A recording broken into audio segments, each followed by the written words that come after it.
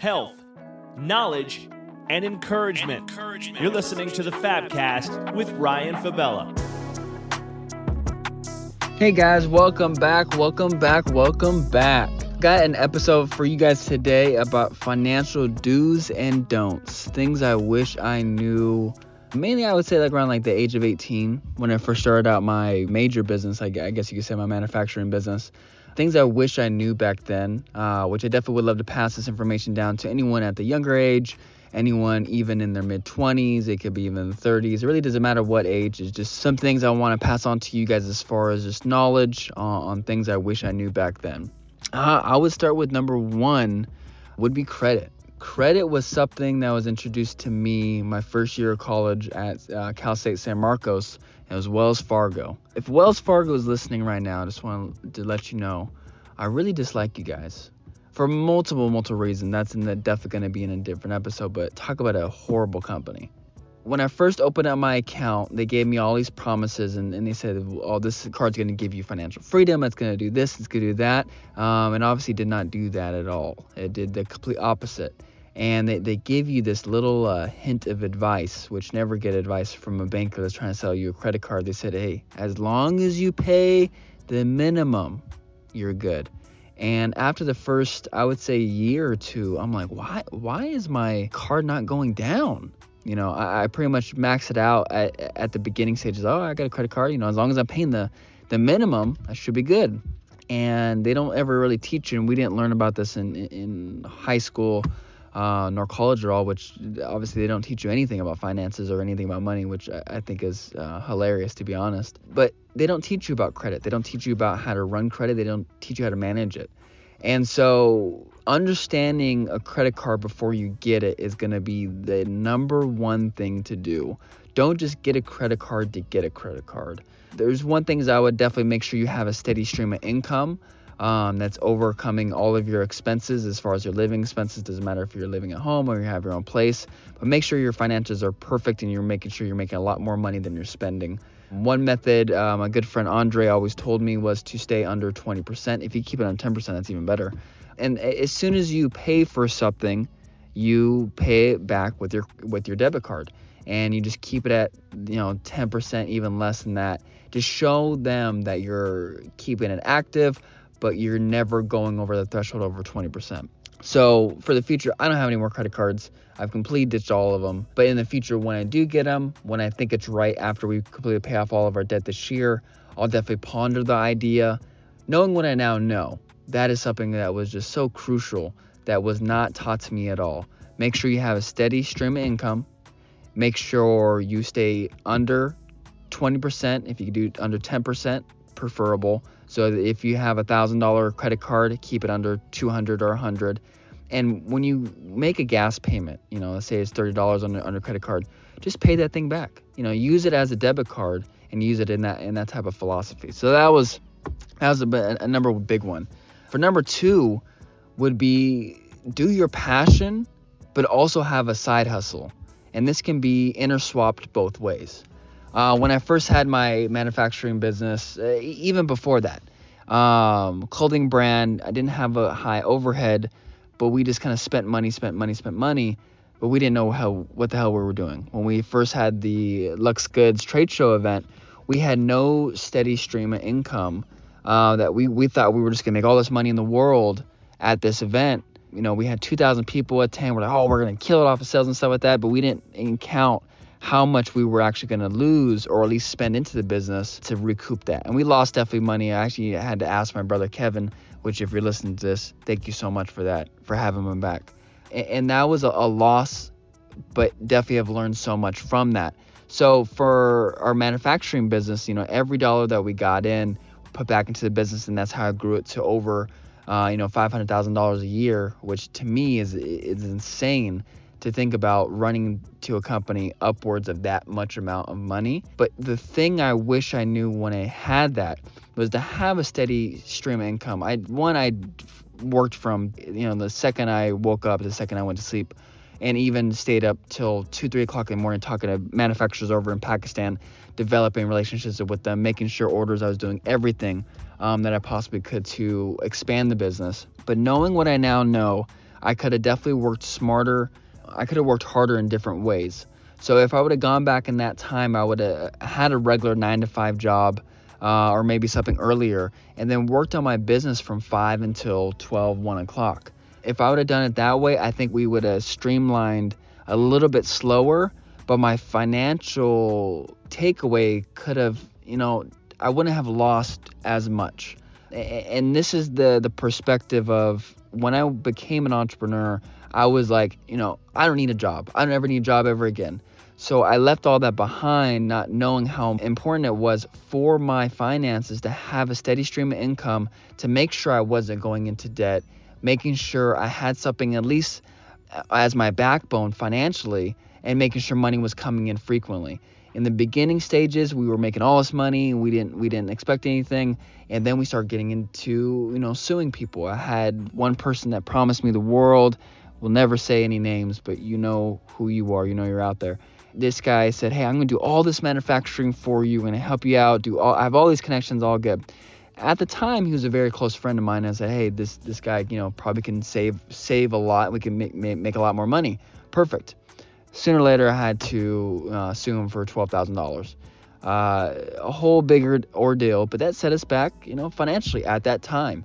And since I didn't have a steady stream of income from the side, it really, really hurt us. So knowing what I now know, I would really highly suggest, especially for 18, you're like, man, I really want to get a hustle going. I really want to be an entrepreneur.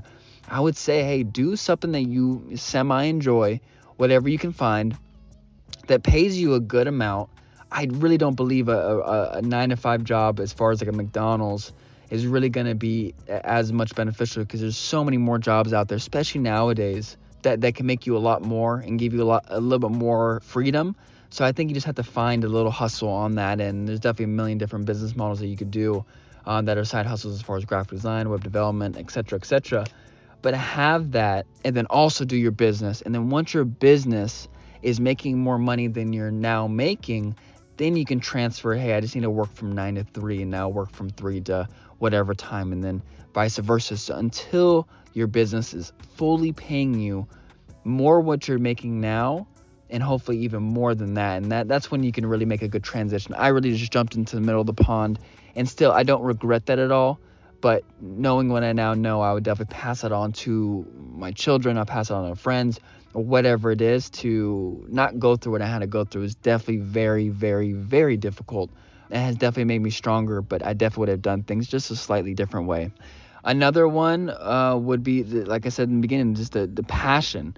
Finding something what you're passionate about is going to be something how you strive in life. My father always told me, if you find something you love, you'll never work a day in your life. And I truly, truly resonate with that so wholeheartedly. And I've really lived my life along those bases. When I was in the manufacturing world, that's what I loved at the time. It's what I had passion for, and I was extremely happy doing it. I think a lot of people nowadays, especially they'll come to me and say, Ryan, I have no idea what to do. And I would just ask them, what makes you happy? You can turn almost anything, almost anything, into what you love. Do I believe you have to go all in? No, definitely have that steady stream of income. Make sure you're good, but definitely focus on that passion. We have 16 hours in a day, 8 hours of sleeping, and then you have 16 hours of work that you can and can't do. And obviously you can do pleasure, you can do whatever you want, but that's a big gap of time. What are you doing in that gap of time? Work 8 hours of doing, your regular 9 to 5 job, but then you can open up 8 hours of doing your passion. And we have so many distractions nowadays, and I think we can all agree to it. We live in a different time with social networks and the way that we live life.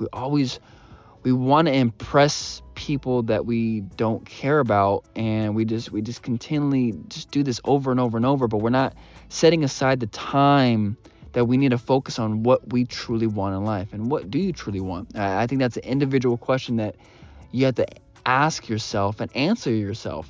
I think I've worked with hundreds of people, and they always ask me what it is, and I've always loved developing those different passions, because you can always find an income during almost any passion. Definitely nowadays you have to turn a little bit more virtual, but there's just so many different ways on how to make money. I just feel like there's millions of ways to make money.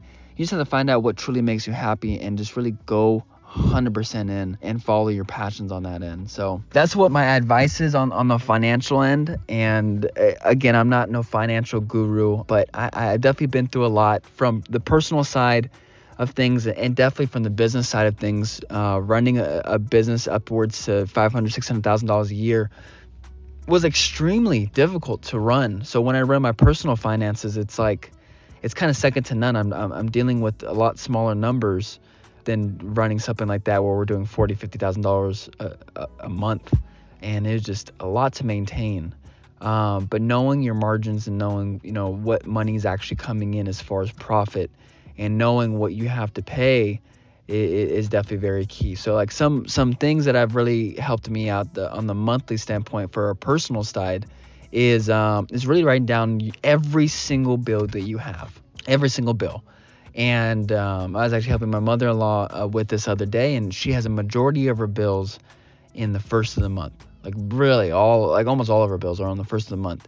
And that's very, very, stressful, and it's very hard to really maintain. And what really helped me out is spreading bills out into 4 different quarters. The first week, second week, third week, and fourth week in pretty much every single month, give or take a couple days. If you break it up like that, at least you have time to focus on other things at that time. So obviously we have bigger weeks than others, but at least they're spread out and you're not stressed during the first of the month, and if you can make that. So that's one thing I have, just a list of all my bills, do a check off. I make sure, I have goals every week of how much money I need to bring in, how much money needs to go to debt, how much is going towards this, how much is going towards that. And having that clear picture, it has definitely saved my butt a lot of times. And just writing those down. A lot of people don't even know what their bills are, and they just come out, and you have to be very transparent with yourself on what is coming out of your account. And that could be every aspect, having a strict budget for groceries, eating out, etc., being really disciplined on yourself with yourself and your family, and see how you can get out of that. And I'll definitely come out with another episode on what has helped us out getting out of debt. I feel like a lot of people our age are just not taught those solid skills of how to get out of debt. And I've definitely used this tool for the past 2 years now and have made tremendous growth on getting out of debt, and it has really helped me out. So I'd love to pass that information along to you guys, but that will definitely be another episode. But those are the really key things: making sure you have steady income, follow your passions, whichever way they are. Doesn't matter what it is. And if you have a problem with converting what you think is an idea and a passion into making money, definitely send me over a message, because that's honestly what I love doing. I love helping people out with those types of problems, because I feel like they're very easy to do. Following your passion, running your monthly finances, make your personal finances like your business. That's a great start to learning finances and understanding what money is coming in and what money is going out, spreading it out so you don't spread yourself thin. So hopefully you guys enjoyed this episode of the Fabcast. I appreciate every single one of you guys who listened, and to my future daughters and sons and my family and my grandkids in the future that will listen to the podcast. Is the main reason why I'm doing it is for my kids, and to pass these memories where I am presently today. It's for you guys. I love you guys so much. You guys have a wonderful rest of your day. Stay blessed and know that you are special. Know that life is difficult. It is definitely difficult, but you can get through it. I know you can. God bless, guys. Take care.